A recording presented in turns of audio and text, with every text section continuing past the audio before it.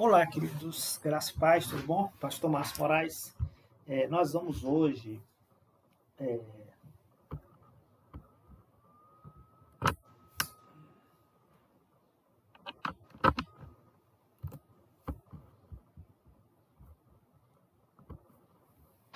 Olá, queridos, graças e paz, tudo bom? Pastor Márcio Moraes. Nós hoje, nesse nosso segundo momento, nós vamos dar continuidade à nossa disciplina Credos e Confissões Históricas. Teve uma coisa interessante que nós falamos no nosso primeiro momento, e eu queria lembrar para você.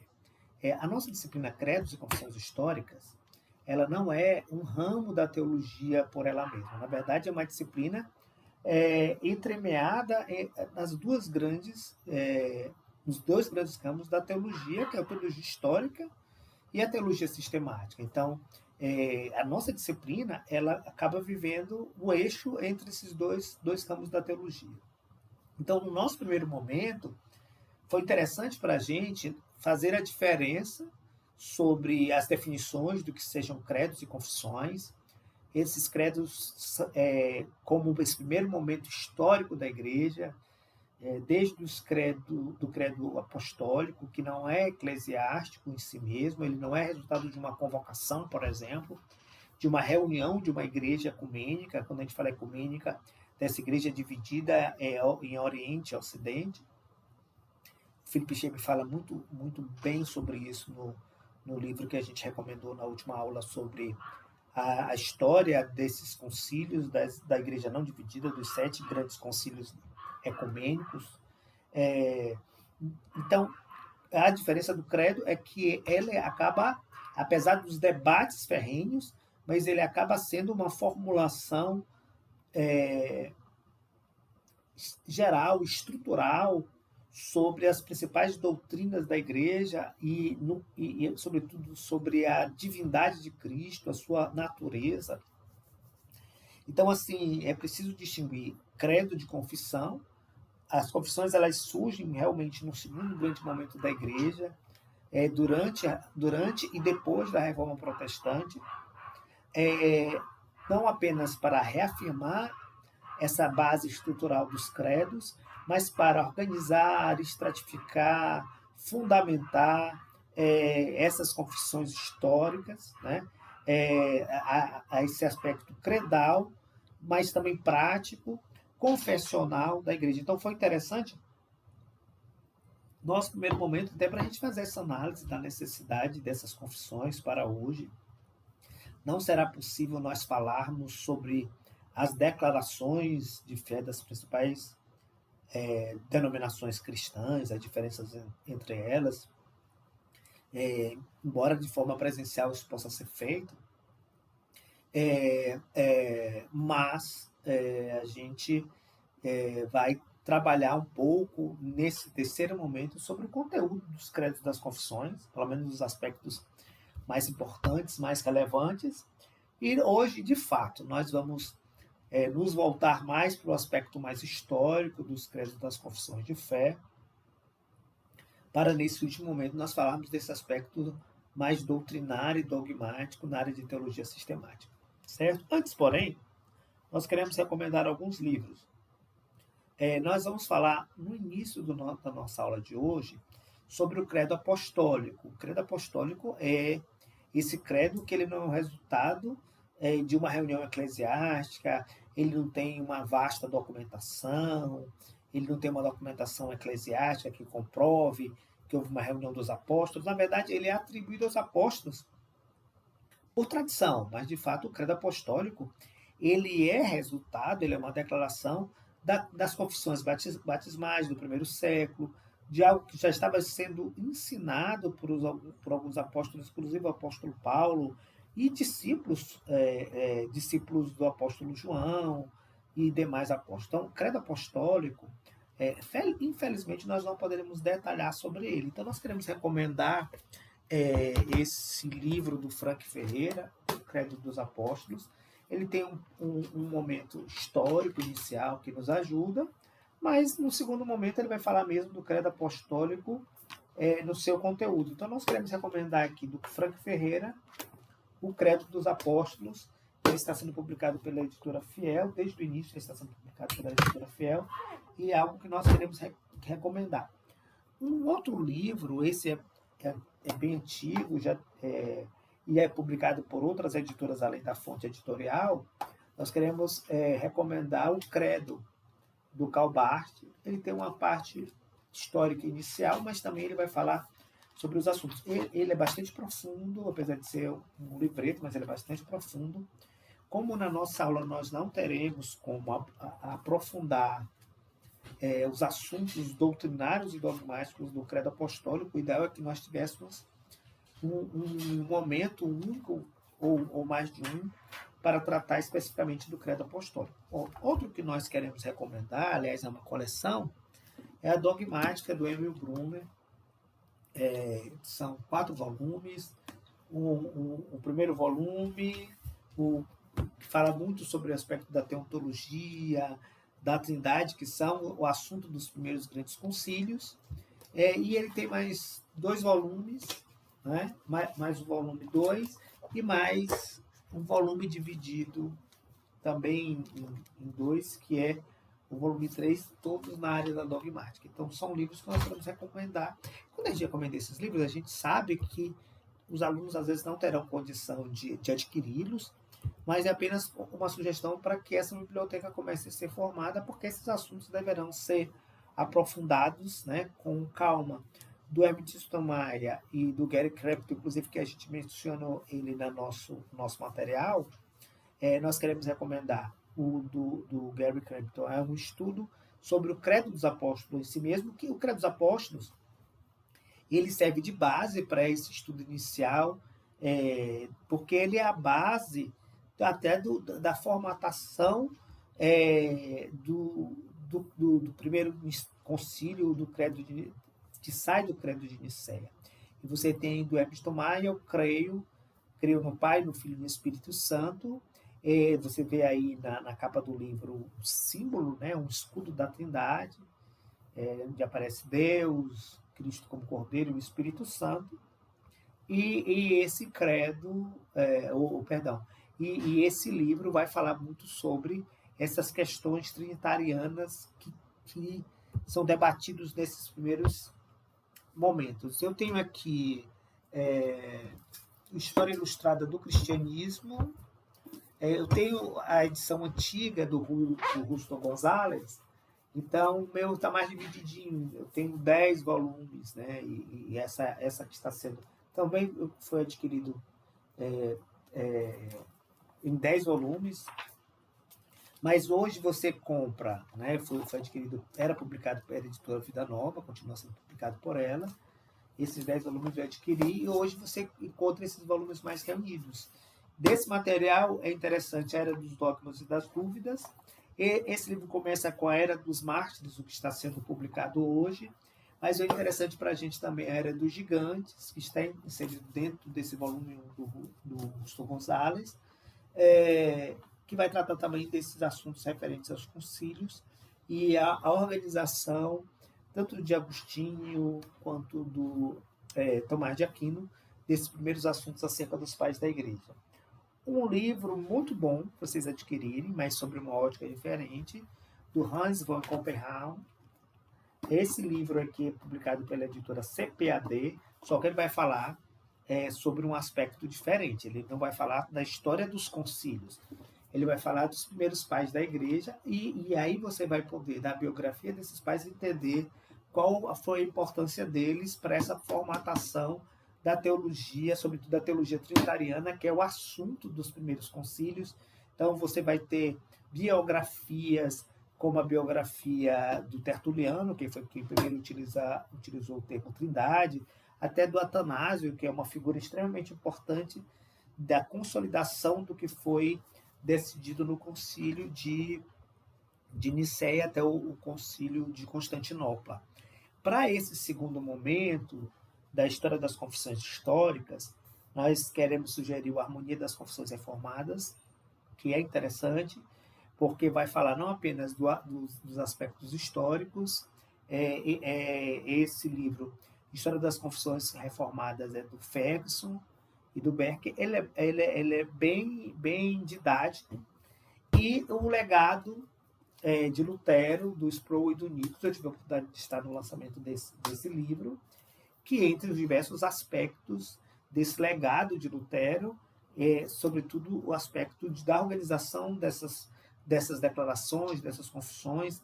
Você tem, por exemplo, uma influência muito grande no ministério de um companheiro do Lutero, do Melanchthon, esse caráter, a necessidade de fazer uma declaração, e do próprio John Knox, que embora não tenha trabalhado diretamente com Lutero, mas que também é importante nessa figura desse legado trazido por Lutero. O Ricardo segue o História do Protestantismo. Eu tenho aqui a edição antiga, né? Mas tem uma nova edição, aqueles que dominam um pouco a língua espanhola poderiam adquirir, e aqueles que não quiserem aventurar também, não é de difícil leitura, tá certo? Então, esse é o material que nós gostaríamos de sugerir para vocês. Então, nós vamos ter que passar muito rapidamente, muito panoramicamente sobre os assuntos, porque o objetivo da nossa aula de hoje, do nosso encontro de hoje, do nosso momento de hoje, é a parte histórica, certo? Então, sobre o credo apostólico, nós já falamos um pouco, chamado símbolo apostolorum, ou símbolo apostólico, ou apostólico. Ele não é, de fato, assim se entende, dos apóstolos, né? Então, você não tem nenhuma citação bíblica, ou mesmo uma tradição, que diga, olha, os apóstolos se reuniram e tal, e decidiram criar um credo, como o credo que nós conhecemos. Mas ele tem um ponto de ligação muito interessante. Daí a respeitabilidade desse credo. É possível, muito possivelmente, e a tradição atesta isso, que alguns apóstolos tiveram influência, se não na escrita do texto, mas na doutrina que o credo reproduz. Então você tem nesse credo apostólico o resultado de confissões batismais que já eram empregadas nas igrejas nos primeiros séculos. Você vê muito aquilo que João, o apóstolo João, já ensinava aos seus discípulos, sendo João o último dos discípulos de Jesus vivo. E discípulos de Jesus discípulos de João, que já reproduziam na igreja esse tipo de pensamento, o próprio Policarpo. Então você tem ali uma estrutura credal, uma estrutura confessional que se prolonga mesmo sob ferrenha perseguição, antes mesmo da oficialização por Constantino, ideias bem claras de quem era Deus, de quem era o Filho, da operação do Espírito Santo, que estão presentes ali no credo apostólico, né? Nós colocamos no material didático, e vocês vão ler com calma, o credo apostólico, a versão católica, a versão luterana, uma pequena diferença sobre o reino, né, dos mortos, desceu ao reino dos mortos, né, ou desceu ao mundo dos mortos, apenas colocamos o texto em latim, porque você tem nesse período entre o credo apostólico e o credo de Nicéia duas grandes igrejas que se organizam, né, tanto com base em Alexandria quanto igrejas da Ásia Menor, porque o próprio império está dividido nesses dois grandes grupos, oriental e ocidental. A organização da grande cidade de Constantinopla, também utilizada por Deus para a ocidentalização do cristianismo, é fundamental para que a própria confissão de Constantinopla posteriormente reforce os aspectos da confissão nicênica, da confissão de Nicéia, e a própria confissão de Westminster, que adota não só a oração dominical, os 10 mandamentos, mas essa confissão niceno-constantinoplana, isto é, aquilo que decidiu Nicéia em 325 e aquilo que decidiu Constantinopla em 381, seja recepcionado na confissão de Westminster e nas demais confissões de fé, como eu disse, as confissões, embora elas aconteçam muitos anos depois, quase 12 ou 13 séculos depois do primeiro concílio, que acontece no século IV, em 325, sendo que as primeiras confissões começam ali no século XVI, 1500, alguma coisa. Elas reproduzem aquilo que foi decidido, sobretudo nesses primeiros concílios. Dada a dificuldade, a gente não vai poder esmiuçar o que foi decidido em cada um desses concílios, mas nós deixamos no material didático. Nós vamos nos ater hoje aos aspectos históricos, sobretudo do Concílio de Nicéia, do Concílio de Constantinopla e um pouco passando com o Concílio de Éfeso, o Concílio de Calcedônia, e não teremos como falar dos 7 concílios da Igreja não dividida, tá certo? Então, o Philip Schaeffer, a gente falou sobre ele na primeira aula, que faz esse apanhado da história da Igreja ainda não dividida, ele aborda a importância, ele fala alguns aspectos da importância do credo, inclusive do credo apostólico, para essa estrutura do primeiro credo nicênico, o credo de Nicéia, que, aliás, foi convocado pelo próprio imperador. Então, vamos entender um pouco, tentar falar de forma bem simples, bem prática, bem resumida, o que leva a esse primeiro concílio, que é o concílio de Nicéia, se não um dos mais importantes concílios que alcançam a própria dogmática da doutrina da Igreja Cristã que nós temos hoje, organizada e delineada, por exemplo, nas Institutas de Calvino, que é esse primeiro grande documento que organiza a teologia da Igreja Protestante e que reproduz esses aspectos desses primeiros concílios nicênicos, que poderia ter rompido com eles, não rompeu. Então você tem uma igreja mais organizada, ela sai da perseguição à aceitação, da aceitação à oficialização. Você tem um imperador que afasta, né, a perseguição da igreja. Na verdade, ele recepciona, ele organiza, e estamos vivendo um momento em que ser cristão ganha notoriedade, relevância, simpatia com o imperador que se declara cristão. Constantino vê no meio da religião cristã uma forma de se fortalecer. Ele tem uma lealdade do exército baseado na fé, ele tem a simpatia do povo, né, baseado na fé cristã, ele tem uma estrutura eclesiástica, né, de bispos, de igrejas formadas que servirão de sustentáculo para o império. Então, você tem ali a faca e o queijo. Então, muitas pessoas questionam se houve uma conversão, se não houve. Em alguns momentos da história de Constantino, aqueles que se interessaram pela história dos imperadores, é muito interessante. Em alguns momentos, Constantino parece ser um oportunista. Em outros momentos, ele parece ser alguém que não evoluiu na fé por falta de entendimento. Em outros aspectos, ele parece ser alguém extremamente interessado com questões teológicas, ou para pacificar o reino, o império que já se reproduzia por meio da cristandade, ou mesmo por um interesse comum de ter uma fé verdadeira, genuína. Havia um receio muito grande de que a heresia redundasse no inferno, na condenação. Então, isso pode ser também um sentimento sincero de Constantino por essas questões de fé, como pode ser apenas a necessidade de pacificar o reino em torno dessas questões que já continuavam ali nos primeiros séculos, né?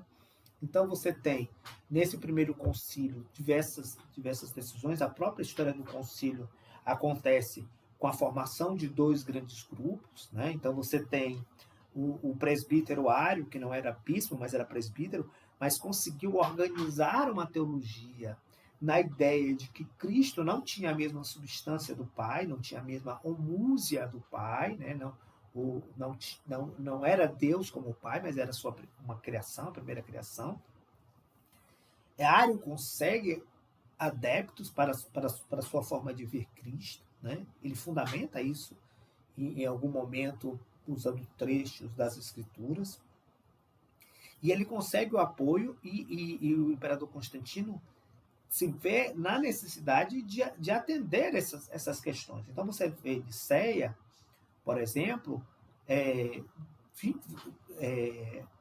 Ário consegue levar pelo menos 28 bispos que defendem a ideia. Então você tem, de modo geral, 300, né, alguns dizem 318 bispos ali em Nicéia, e Ário, com uma doutrina diferente, né, do que havia sido ensinado, inclusive com a estrutura do credo apostólico, defendem ali, né, uma doutrina de que Cristo não é como o Pai, né, não tem a mesma natureza. Tanto que o próprio Ário não pôde estar no concílio, né, ele se fez representar por dois bispos, Eusébio, que era de Nicomédia, o Teógono, que era de Nicéia, que falaram no meio dele. o concílio termina com as decisões de que Cristo é Deus, tem a mesma natureza do Pai, outras decisões não são interessantes ao nosso estudo. Essa é a doutrina principal. Ário sai extremamente enfraquecido. Seus bispos, aliados a ele, saem enfraquecidos. Ele chega a ser até mesmo excomungado. Só que Ário tinha uma influência teológica muito grande, e havia muito, tanto no Oriente quanto no Ocidente, e durante algum tempo, de 325 a 332, a influência de Ário é percebida por Constantino, né? E ele vê a necessidade de reconciliar Ário e, ainda assim, não num concílio, mas nos bastidores, tentar conciliar ainda uma doutrina. É possível, inclusive, que Ário tenha convencido Constantino de que Cristo não fosse Deus, ou pelo menos não fosse Deus como Pai. E aí você tem uma outra tentativa, né? Não seria mais uma homúzia, seria um homúcius, né? E a gente fala sobre isso no material didático. Cristo é semelhante, ele é parecido com a divindade do Pai. Constantino viu ali uma oportunidade de conciliar, ainda que não fosse por meio de um concílio, mas conciliar novamente aquilo, talvez até convencido ou perturbado com aquilo que Ário ensinava, e tenta trazer mais uma vez, mas ele esquece de uma figura, né, que já estava com o bispo Alexandre de Alexandria no primeiro concílio de Nicéia, mas era muito novo, devia ter uns 20 e poucos anos, mas que agora tinha substituído Alexandre de Alexandria, e era um bispo extremamente influente, que era Atanásio. Então, Atanásio, ele era respeitado, e há o interesse de Constantino de conciliar e de trazer Ário de volta, né? E de trazer Ário à comunhão, e propõe ali que Cristo, que se adotasse um homúcius de Cristo. Cristo é quase Deus, né? Então, ele só não é Deus como Pai, mas Atanásio é extremamente flexível, só aceita Ário de volta se Ário reconhecer o que foi decidido em Nicéia. Então, a influência de Atanásio, mesmo tendo sido exilado diversas vezes, inclusive por recusar essa doutrina, foi fundamental. Tanto que depois Atanásio chegou a aceitar uma ideia chamada hipóstase, né, da natureza do Filho e do Espírito Santo, que depois foi redefinido no Concílio de Constantinopla como a individualidade das pessoas da Trindade, né? Mas a princípio a hipóstase era a ideia, e por abaixo, né, era a ideia de que Cristo estivesse de alguma forma subordinado ao Pai. Então, mesmo Atanásio não acabou cedendo às pressões dos bispos aliados a Ário. Então, você tem, até o próximo concílio, você tem quase 50 anos, o filho de Constantino, Constâncio, acaba tentando reunir essas controvérsias, né?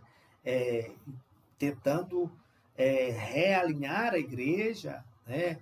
E é um dos responsáveis por alguns desses exílios do próprio Atanásio, mas o tempo passa, a história passa, e você tem, por exemplo, em 381, o imperador Teodósio decide novamente reunir, mas embora se tente ainda com um grupo que quer novamente discutir a natureza de Cristo, a influência de Atanásio foi muito forte, né? Mesmo ele já estando falecido, mas a sua influência foi muito forte. E os bispos que o sucederam conseguiram manter uma linha de frente tão forte em 381, que agora o concílio, embora não seja mais no Oriente, em Nicéia, ele acontece agora na própria cidade de Constantino, em Constantinopla, mas se surpreende porque em Constantinopla se reafirma Nicéia. Olha só. E Ário, que parecia estar fortalecido pela Ário, não, a doutrina arianista, ou ariana, embora parecia estar mais fortalecida, perdeu novamente, e você tem um fortalecimento não apenas da doutrina ariana, ou da doutrina da homúzia de Cristo com o Pai, né, e o enfraquecimento da doutrina ariana, mas agora um novo assunto é trazido para Constantinopla, que é a natureza do Espírito Santo, e também se fortalece essa terceira pessoa como alguém da mesma natureza do Pai. Então você tem já esses 50 bispos elaborando, esses 150 bispos elaborando uma nova ideia que fortalece não somente o que já se decidiu em Nicéia, mas também a natureza do Pai. do Filho e do Espírito Santo com o Pai.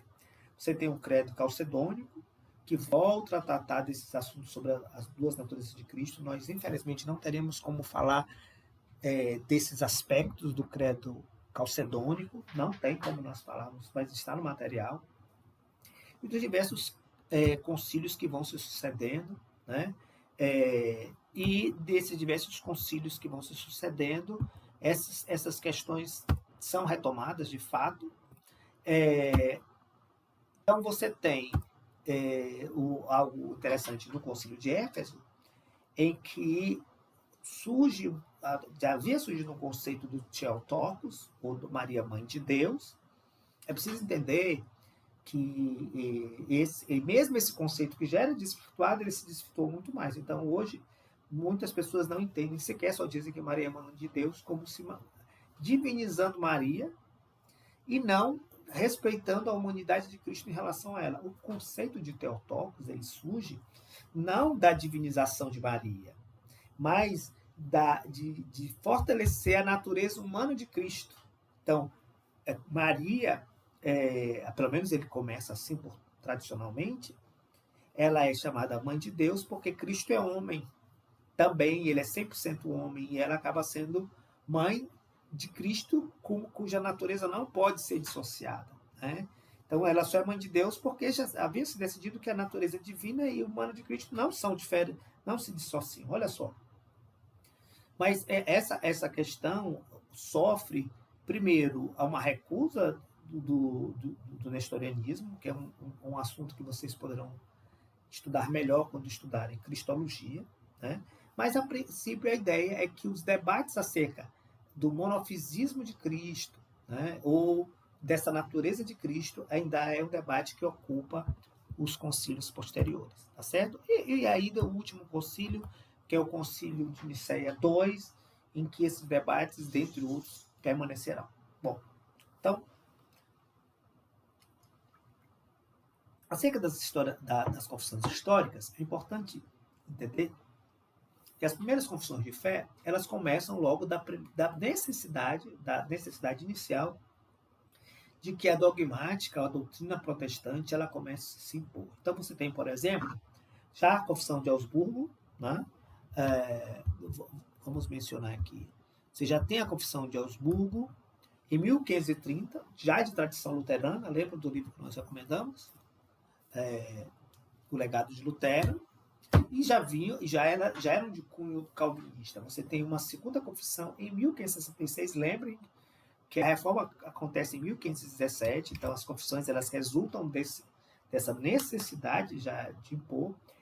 E você tem a confissão escocesa de 1560, então você tem ali em menos de 50 anos, ou em 50 anos, uma série de confissões que reforçam a teologia estrutural dos credos, mas que vão organizar diversos assuntos da cristologia, da redenção, do sola gratia, da salvação unicamente pela fé, da eleição, ou da doutrina da predestinação também, faz parte dessa organização. E muitas dessas confissões, como a Confissão de Fé de Westminster, de 1646, ela vai conseguir organizar melhor, né, mais detalhadamente essas ideias. Muitas dessas confissões, elas acabam, ou esses centros confessionais, eles acabam aderindo finalmente à Confissão de Fé de Westminster. Então vamos ver algumas confissões históricas. A Confissão de Guanabara, ela é interessante, quem puder, não sei se teremos a oportunidade de falar mais da Confissão de Guanabara hoje, mas ela acontece quando Calvino envia dois teólogos calvinistas, especialmente para o Brasil, para o Rio de Janeiro, não tinha essa designação, era França Equinocial, e lá eles tentam organizar, né, são recebidos inclusive pelos militares do local, mas com o tempo surgem algumas questões, eles têm que responder muito rapidamente assuntos, né, são colocados em poucas horas para que eles respondam questões teológicas, e daí surge de fato a Confissão de Fé da Guanabara, mas evidentemente depois são expulsos, são enviados novamente novos líderes ou pastores para essa região, mas acontece também a acontece o primeiro culto no Brasil, o primeiro culto protestante no Brasil.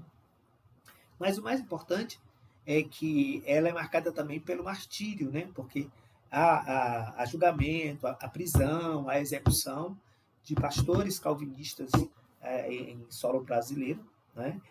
Mas nasce uma confissão de fé que ela acaba reproduzindo muito da confissão de fé já conhecida, né? As confissões de fé já conhecidas, uma vez que a confissão de fé de Guanabara, ela antecede a própria confissão de fé de Westminster, tá certo?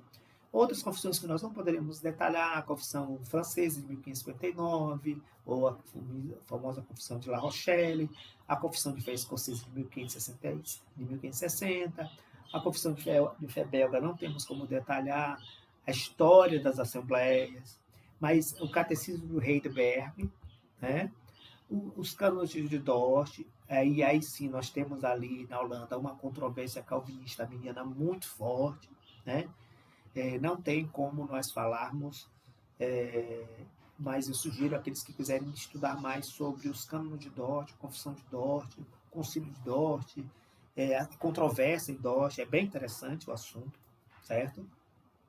Porque você vai ter ali uma efervescência, claro, desse debate arminiano e calvinista. Você tem a confissão helvética, você tem a confissão batista de 1644, tem um material bom, a gente vai estar recomendando na próxima aula, do Charles Spurgeon, sobre a confissão de fé batista, não a de 1644, mas a de 1684, né, que acaba sendo reproduzindo, e você tem ali a confissão de fé de Westminster, sobre a qual nós vamos falar um pouco na nossa última aula, e o próprio catecismo maior e catecismo menor de Westminster, o breve catecismo de Westminster. Aí você tem, como resultado da confissão de fé de Westminster, a confissão de fé batista de 1689, aquela da qual eu falava, que adota um modelo reformado batista, que vai influenciar, inclusive, a declaração de fé da Igreja Batista no Brasil, tá certo? Então, assim, de um modo geral, você tem essas confissões de fé já iniciando com as primeiras igrejas luteranas, como nós dissemos, a influência já em Osburgo do legado de Lutero é fortíssima. Em consequência, a confissão de fé helvética, que é organizada por teólogos suíços, e você tem ali o primeiro catecismo helvético, né, o de Heidelberg, né, talvez considerada uma das mais antigas confissões, né? Você tem também a confissão de fé escocesa, né? Que é quem vai servir como padrão para a igreja, para as igrejas reformadas, a exemplo da Presbiteriana, antes da confissão de fé de Westminster. E essa confissão escocesa, ela é praticamente organizada pelo John Knox, né? E apresentada no parlamento escocês, né? Então é bem interessante. Então você tem essa confissão de fé escocesa,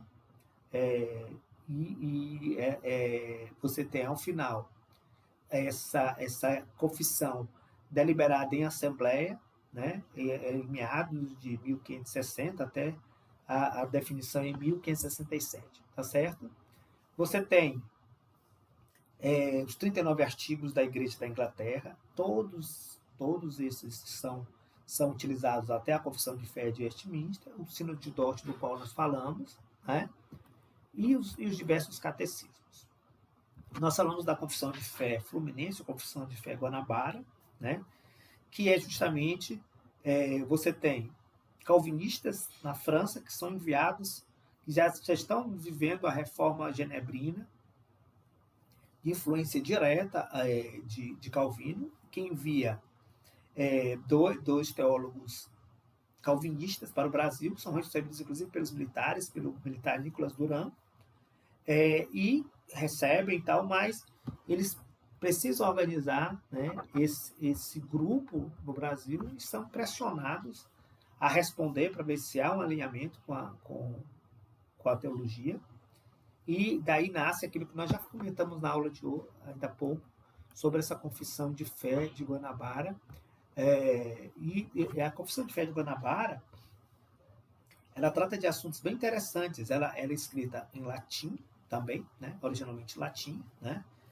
na maior parte dos parágrafos, mas ela tem assuntos de diversas ordens. Por exemplo, ela fala sobre a doutrina da Trindade, que é comum em todas as confissões, a pessoa de Cristo, a natureza divina e humana de Cristo, e vai tratando de outros assuntos como a ceia, questões do livre-arbítrio, a autoridade dos ministros para perdoar pecados ou não com imposição de mãos, divórcio.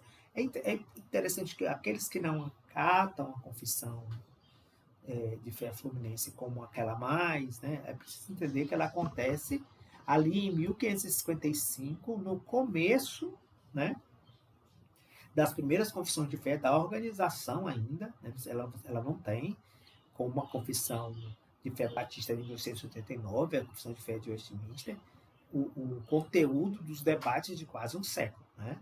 Então, alguns aspectos ali podem não, tanto que ela não é recepcionada hoje, mesmo pelos presbiterianos, na sua integridade. Eles adotam a confissão de fé de Westminster, né? E o catecismo de fé de Westminster, porque mesmo não podemos julgar uma confissão elaborada ali logo depois praticamente 30, 40 anos do início da Reforma Protestante, tá certo? Então, esse é um apanhado histórico da nossa disciplina sobre credos e confissões. E aí sim, nós esperamos, no último momento, nós estamos adotando e abordando um pouco do conteúdo dessas confissões de fé e desses credos históricos. Ou melhor, desses credos e dessas confissões de fé históricas. Tá certo? Então, nós aguardamos vocês para o próximo momento e até lá. Deus abençoe, queridos.